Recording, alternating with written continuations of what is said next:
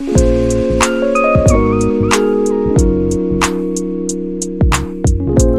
पहले हम पढ़ेंगे मेटल्स। What are metals? तो सबसे पहले हम मेटल्स को उनकी फिजिकल प्रॉपर्टीज़ के बेसिस पे डिफाइन करेंगे कि मेटल्स की फिजिकल प्रॉपर्टीज़ क्या क्या होती हैं, कैसे हमें पता चलेगा कि ये मेटल है या नॉन मेटल है। तो सबसे पहले फिजिकल प्रॉपर्टी है वो है lustre. Metals in their pure state have shining surfaces called metallic lustre. जो मेटल्स होते हैं जब वो अपनी प्योर स्टेट में होते हैं, प्योर स्टेट का मतलब क्या होता है, ना ही वो ऑक्सीडाइज्ड है, ना ही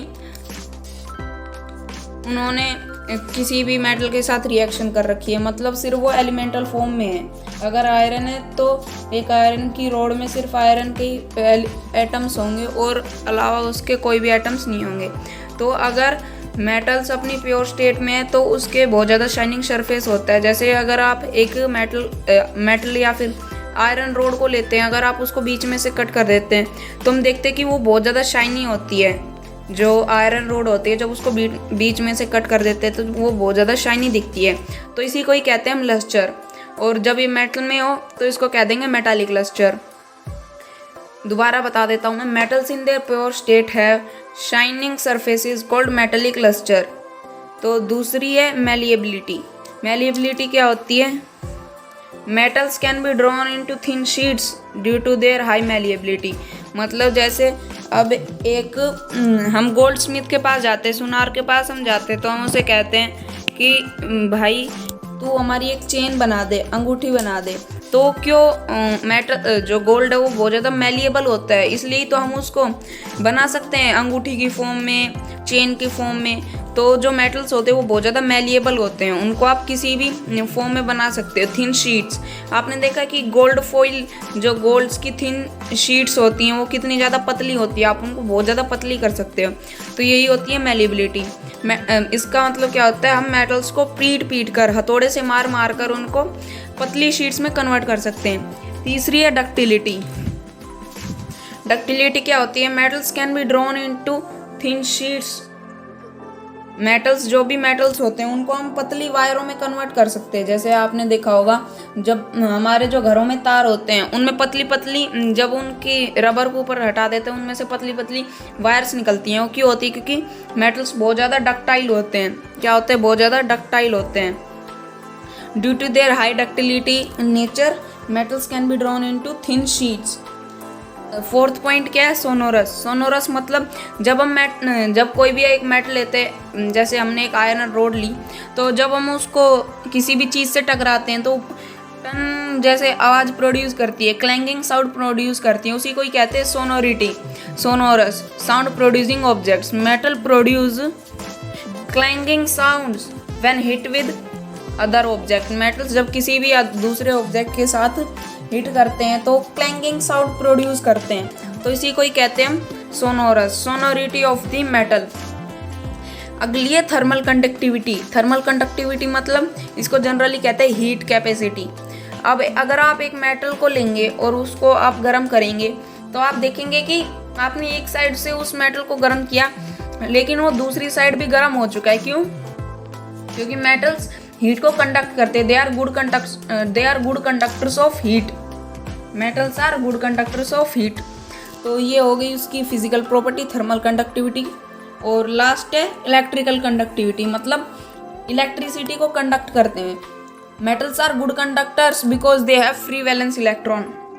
आगे हम पढ़ेंगे कि ये फ्री वैलेंस इलेक्ट्रॉन क्या होता है chemical bond carbon and compound में।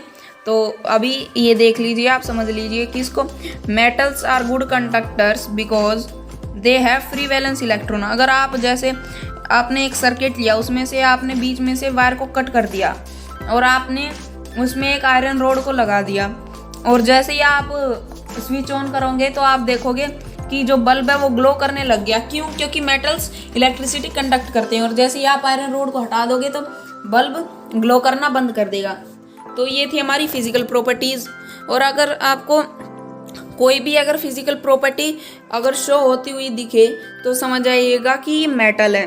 तो अब आगे हम पढ़ेंगे नॉन मेटल्स की फिजिकल प्रॉपर्टीज़ क्या होती है। नॉन मेटल्स जैसा कि नाम से ही पता चल रहा है कि मेटल से बिल्कुल अपोजिट हैं और ये सारी जो प्रॉपर्टीज शो करते हैं ये बिल्कुल मेटल से अलग होती है। तो चलिए इसकी फिजिकल प्रॉपर्टीज को पढ़ लेते हैं। सबसे पहली है lustre. They do not have any shining surface, मतलब उनके पास कोई लस्टर नहीं होता। They do not have any metallic lustre. They are not shine in nature, मतलब अगर आप उसको सन में रख दोगे तो बिल्कुल भी शाइन नहीं करेंगे। सेकंड है मैलिएबिलिटी। मैलिएबिलिटी मतलब मैंने आपको बता दिया था उसमें मेटल्स में कि इसको जब पीट के थिन शीट्स में कन्वर्ट किया जाए, जैसे अब हम एक आयरन रोड को हथौड़े से मारें, हथौड़े से उसको चोट दें तो वो पतली शीट्स में कन्वर्ट हो सकती है, लेकिन नॉन मेटल्स नहीं होते, मैलिएबल नहीं होते और दे डू नॉट हैव मैलिएबिलिटी, वो पतली शीट्स में कन्वर्ट नहीं किया जा सकता उनको। Ductility, non metals do not have ductility, उनको थिन वायर्स में भी कन्वर्ट नहीं किया जा सकता। Sonorous, they do not produce sound, अगर आप उनको किसी ऑब्जेक्ट से टच करवाओगे तो साउंड प्रोड्यूस ही नहीं करेंगे। क्यों? इसका एक रीज़न है क्योंकि वो ज़्यादातर गैसेस की फॉर्म में एग्जिस्ट करते हैं और गैसेस तो आपको पता ही है ना ही मैलिएबल होती है। गैसेस को आप कैसे थिन वायर्स में या फिर थिन शीट्स में कन्वर्ट कर सकते हो, और गैसेस ना ही साउंड प्रोड्यूस करती जब उनको किसी भी चीज़ से बीट किया जाता है। अगली है थर्मल कंडक्टिविटी, मतलब heat capacitating. They are bad conductors of heat except graphite, इसमें एक एक्सेप्शन है ग्रेफाइट, और वो जनरली बैड कंडक्टर्स होते हैं, मतलब इंसुलेटर्स होते हैं हीट के लिए। अगर आप एक एंड से दूसरे एंड पे हीट प्रोड्यूस करोगे, हीट डालोगे तो जैसे यहाँ से आपने एक ये रोड है नॉन मेटल की, यहाँ से आपने हीट देनी शुरू की तो अगर आप यहाँ से अगर ये गर्म हो गया तो ये यहाँ तक नहीं जाएगी हीट। ये अगर एंड हॉट है तो ये कोल्ड ही रहेगा क्योंकि ये हीट को ट्रांसफर ही नहीं करता, क्योंकि इनके पास नो इलेक्ट्रॉन्स फ्री, इनके पास कोई भी इलेक्ट्रॉन फ्री नहीं होते हैं। अगली है इलेक्ट्रिक कंडक्टिविटी, और ये इंसुलेटर्स होते हैं, इलेक्ट्रिसिटी को पास नहीं करते। सिर्फ ग्रेफाइट ही ऐसा है जो इलेक्ट्रिसिटी को पास करता है, क्योंकि इनके वैलेंस शेल में इलेक्ट्रॉन्स फ्री नहीं होते, जिसकी वजह से इलेक्ट्रिसिटी पास नहीं कर पाती। तो ये नॉन मेटल्स की फिजिकल प्रॉपर्टीज़ पढ़ी हमने। अब हम पढ़ेंगे कि मेटल्स और नॉन मेटल्स की केमिकल प्रॉपर्टीज़ क्या होती हैं। Chemical properties of metals. अब हम मेटल्स की केमिकल प्रॉपर्टीज़ की बात करेंगे। सबसे पहले मेटल्स रिएक्ट विद एयर, जो मेटल्स हैं वो एयर के साथ रिएक्ट करते हैं। Generally all metals when came in contact with air forms metal oxide. जैसे अगर कोई भी एक मेटल है, जैसे आयरन है, जब वो एयर की कांटेक्ट में आता है तो वो क्या बना लेता है, मेटल ऑक्साइड। इसकी एक जनरल इक्वेशन है metal plus oxygen gives metal oxide.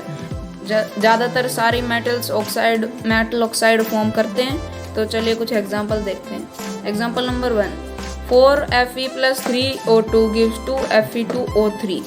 Second है 2Cu + O2 gives 2Cuo। Third है 4Al + 3O2 gives 2Al2O3। दोबारा बता देता हूँ। Generally all metals when came in contact with air forms metal oxide. सारे जो ज़्यादातर जितने भी मेटल्स हैं वो जैसे ही एयर के कांटेक्ट में आते हैं तो मेटल ऑक्साइड फॉर्म कर लेते हैं। और ये मेटल ऑक्साइड क्या होती है, जैसे जब हम आयरन को छोड़ देते हैं कुछ टाइम के लिए तो उसके ऊपर एक परत जम जाती है, ग्रीनिश लेयर जम जाती है, तो उसी को ही कहते हैं मेटल ऑक्साइड। जब आयरन एयर के कांटेक्ट में आता है तो ऑक्सीजन के साथ रिएक्ट करता है और मेटल ऑक्साइड फॉर्म कर लेता है। तो यही होती है। और वो इक्वेशन क्या है, 4Fe + 3O2 gives 2Fe2O3। और फिर इसको हटाने के लिए हम पेंट लगाते हैं, जिसकी वजह से ऑक्सीजन की लेयर क्या हो जाती है, हट जाती है। तो चलिए अब हम बात करते हैं कि ये नेचर में कैसे होते हैं, कि ये डिज़ोल्व हो भी पाते हैं या नहीं हो पाते एसिड्स में। तो these oxides are basic in nature. हमने एसिड्स, बेसिस और सोल्ट्स वाले चैप्टर में पढ़ा था कि जो ये होते हैं ऑक्साइड्स होते हैं, जो मेटल से ऑक्साइड बनते हैं, वो बेसिक होते हैं नेचर में। And reacts with HCl and form salt and water. जैसे Al2O3 + 6HCl gives 2AlCl3 + 3H2O। ये हो गया एक मेटल ऑक्साइड Al2O3, ये मेटल ऑक्साइड, ये हाइड्रोक्लोरिक एसिड, और ये क्या हुआ, सोल्ट है। और ये वाटर। तो यही हमने पढ़ा था कि जब भी कोई मेटल ऑक्साइड HCl के कांटेक्ट में आता है तो वो सॉल्ट फॉर्म करता है और क्या बनाता है, water. When any metal oxide came in contact with HCl it form salt and water. इसको कहते हैं न्यूट्रलाइजेशन रिएक्शन। तो दूसरी इक्वेशन देखते हैं, CuO + 2HCl gives CuCl2 + H2O। जब कॉपर ऑक्साइड हाइड्रोक्लोरिक एसिड में डिजोल्व किया जाता है तो क्या बनाता है, वो बनाता है कॉपर क्लोराइड प्लस वाटर। तो ये इसको कैसे लिखेंगे हम, metal oxide plus hydrochloric acid gives salt, metal salt and water. तो अब आप आगे पढ़ेंगे कि ये पानी में डिजोल्व हो भी पाते हैं या फिर नहीं हो पाते। Most metal oxides are insoluble in water but some of these oxides dissolve to form alkalis. ज़्यादातर मेटल ऑक्साइड होते हैं वो पानी में इनसॉल्युबल होते हैं, मतलब पानी में घुलते नहीं है। अगर आप उनको पानी में डाल दोगे तो वो घुलेंगे नहीं, लेकिन कुछ डिजोल्व हो जाते हैं। और जब डिजोल्व हो जाते हैं तो क्या बनाते हैं, एल्कलीज। एल्कलीज क्या होते हैं, स्ट्रॉन्ग बेसिस होते हैं। जैसे कुछ स्ट्रॉन्ग बेसिस जैसे NaOH, MgOH होल ट्वाइस, ऐसे कुछ बेसिस होते हैं जो बहुत ज़्यादा स्ट्रॉन्ग होते हैं, इन्हीं को ही कहते हैं एल्कलीज। तो कुछ मेटल ऑक्साइड रिएक्ट करते हैं और क्या बनाते हैं, मेटल ऑक्साइड्स, वो एल्कलीज। तो कुछ देख लेते हैं। Na2O ये एक मेटल ऑक्साइड है, सोडियम ऑक्साइड प्लस वाटर। जब वाटर में डिजोल्व होगा तो क्या बनाएगा, 2NaOH, और ये क्या होगा, एक्वस। दूसरा है K2O + H2O गिव्स 2KOH। मतलब जब सोडियम ऑक्साइड पानी में डिजोल्व हुआ तो उसने क्या बना लिया, सोडियम हाइड्रोक्साइड, और ये क्या है, एक एल्कली है, हाई बेसिक इन नेचर। जब पोटेशियम ऑक्साइड और वाटर जब डिजोल्व किया गया तो क्या बना लिया इन्होंने, पोटेशियम ऑक्साइड हाइड्रोक्साइड। तो ये क्या है, एक एल्कली है। तो मैं दोबारा बता देता हूँ, metal react with air. Generally all metals react with air and form metal oxide. They have a greenish layer on themselves called metal oxides. Second, these oxides are basic in nature and reacts with HCl and form salt and water. Example, Al2O3 + 6HCl gives 2AlCl3 + CH2O. A metal oxide when came in contact with hydrochloric acid, it forms salt and water. Third, most metal oxides are insoluble in water, but some of these dissolve to form alkalis. It means that most metal oxides are insoluble in water, that they do not dissolve in water, and some of them dissolve in water to form alkalis. What are alkalis? Alkalis are high basic, they are high basic in nature compounds. So let's see some examples. Na2O + H2O gives 2NaOH. When sodium oxide reacts with dissolve in water, it gives sodium hydroxide. When K2O potassium oxide dissolves in hydrogen water, it gives potassium hydroxide. So these are some chemical properties. Now we will see some more chemical properties of metals reaction with water. अब हम metals की reaction देखेंगे water के साथ। metal plus water gives metal oxide plus hydrogen, ये general equation है।